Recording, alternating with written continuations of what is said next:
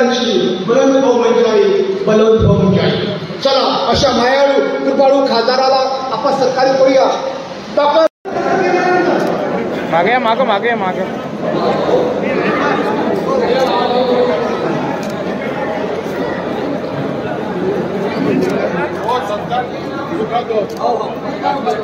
थांबून घ्या. तुम्ही सर्व व्यासपीठ आणलं थांबून घ्या.